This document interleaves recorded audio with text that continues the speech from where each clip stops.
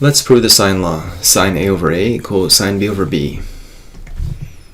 We begin by drawing a triangle, and we'll call this A, B, C. We'll drop a perpendicular line here is the height. We'll call this lowercase a, b, and this entire base here will be called C. C. So what do we know about sine A? Sine A is opposite over hypotenuse. Sine A equals h over b, so therefore h is equals to b times sine of A. Now let's focus on the other triangle here. What about sine B?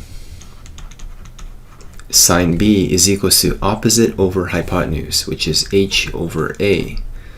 So using algebra, I'll multiply both sides by A. We got h is equals to A sine of B. This h is the same as this h, so now we equate them. So we say B sine A is equals to A sine B. Let's divide both sides by B.